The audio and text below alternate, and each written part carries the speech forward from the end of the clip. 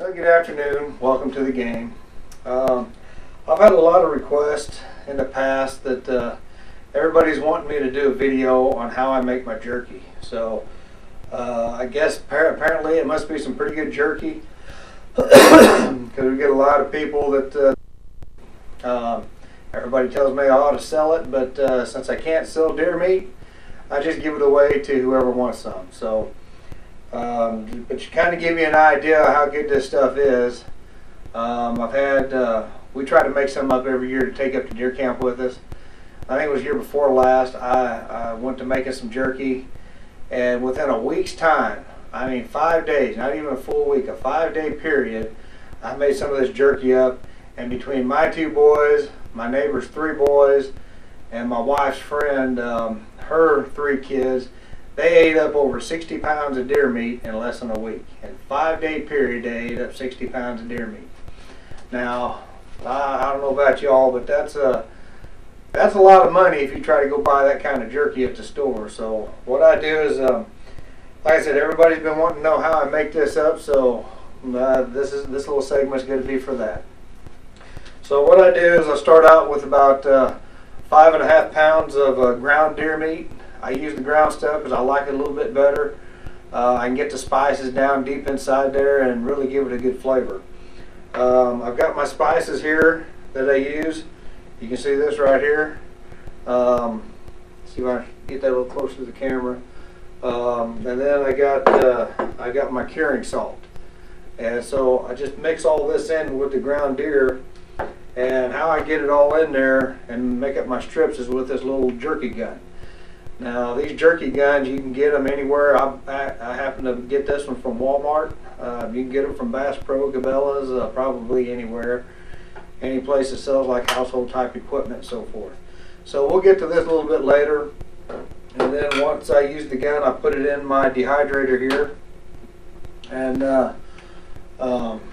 I let it dehydrate for about 6 hours. So it takes about 6 hours to make up a nice batch, but we'll kind of get into that a little bit later. But basically what I do is I start out with, like I said, 5.5 pounds of deer meat. It's all strictly 100% deer meat. I don't add nothing to it. And I dump all my spices all over it, kind of like this. And then dump my curing salt in here. And I mix this up. I just use my hands to mix it up, kind of like this here. I make sure I get it all down in there. I make sure I get this all mixed up nice and neat. And we'll kind of show you the kind of consistency that you want once you get it all mixed up here. The consistency I've got on there is kind of sticky. It's kind of I don't know, it's kind of a tough texture or a little textured. That's kind of the way you want to have it. Now what I usually do is once I get this mixed up is I like to let it sit for, you know, several hours in the refrigerator. You know, it's strictly up to you. I mean, I have left it set overnight before. It seems like the longer it sits and the more time it has to absorb these spices into the meat, it gives you a more robust taste and a stronger jerky. So, and that's kind of what I like to do. So, but what we're going to do is I've let this sit for about, I don't know, 3 or 4 hours, I guess. And it's had plenty of time to soak up, you know, to get going. So what we're going to do is we're going to go ahead and start. I'll show you how to use this gun and what I do with it and so forth. And but basically, it's pretty simple. I take this out. It just works basically like a little caulk gun. And I have a little spoon here, and I just kind of fill it up. Just kind of cram that down in there, like so. You don't have to be real particular with it. And we'll get this going here.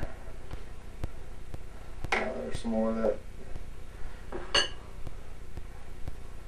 silver seam or whatever, but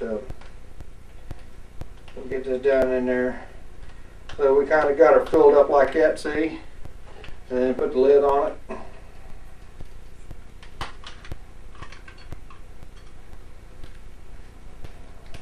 I hold fold that over to squeeze the air out. But you can see how it makes these little strips that come out like that. That's just pretty cool because the strips are already to size, to the width and everything, and they're just perfect for doing jerky, just like that. See that little strip right there? Just perfect. And so that's why I really like using this gun. I mean, there's other ways I've seen people do it where they just take this meat and just lay it out and roll it out with a rolling pin and then slice it, but you know, that's a lot of work. But I like doing it this way because it's already pre-measured, and it just seems to work out a whole lot better. But then what I do is I kind of spin this around and get my little nozzle straight, kind of like that, where I can use it. And then just come right over here and just take it right out onto the board. And pinch here and pinch it off. And then as you can see, that makes just a perfect little stick. And then I'll just fill this dehydrator up like that. We'll get a couple more of these going here. Okay, so as you can see is I've got all my jerky strips put out onto the trays. And like I said, I use a dehydrator, and I like a dehydrator because it's got a preset temperature. You don't have to mess with it. You plug it in, you turn it on, and it does its job. There's a lot of people that bake this stuff in the oven. There's some people that use a smoker. You know, whatever your preference is, it doesn't really matter. But I've had real good success doing it this way, and I know my kids love it. So once I get this done, I just kind of start putting my dehydrator together and stack it up here and get it ready to turn on.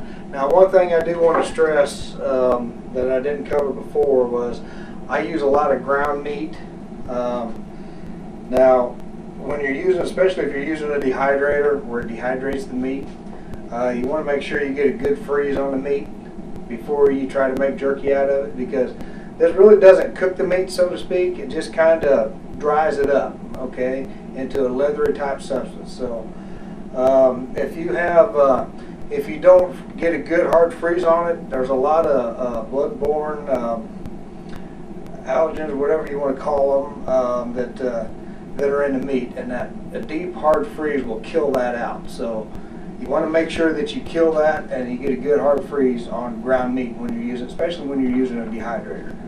So we'll get this thing put together and get her turned on, and that's basically about it. Plug it into the wall. Well, welcome back. We got our jerky done. As you can see, I went through the first batch already and got it made. We bagged it up. And this is just out of the first batch. We still got some left in there to put in the dehydrator, but I've got a batch here ready to come out of the dehydrator. And what I do is, once I take it out of here, I set it over here, you know, let it cool off, pat all the fat off of it, all the little wet spots off of it. Kind of get that off, and I put it in these little bags. And then I keep it refrigerated or keep it froze. And what that does, that keeps the fat from running rancid, because even though it is jerky, it still has a little bit of fat in there, and if you leave that out in the open, it will cause it to go bad. So that's what I usually do with it. But here's kind of what it looks like when we get it done. So you don't want to leave it in there too long. It just turns out just perfect. Just perfect. You know, it's still pretty flexible, and man, it's just great. So what I do is, once I get it out of the dehydrator, I take it out and I just kind of lay it across. As you can see, it turns out really, really nice. And then I just lay it out here, and this way I can get it on these paper towels and kind of get the soak up some of the little bit of fat that's left on them for dehydrating. And just leave it sit out like this. Put another piece of paper towel over it. And then once I get that down, I just kind of mash down on it like this.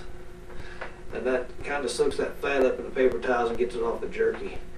And then I just continue on with that as I empty out the dehydrator, and that's just about it. Like I said, once this is done, I let it cool for about an hour or so, and then I place it in these bags. And I put these bags in the refrigerator. Now I'll probably end up, once this is done, just out of this 5.5 pounds of meat, I'll probably end up with probably about 3 to 4 of these bags full of jerky. And so you can see there's quite a bit of jerky in each one of these bags. Can you imagine having to go to the store and buy that? I mean, that would cost you a fortune right there just in jerky. So here's to you. Hope you enjoyed. Hope this helped you out in making your own jerky. So try it out, taste it, and man, enjoy it. I sure do. All right, thanks for watching, and y'all have a great day. Bye.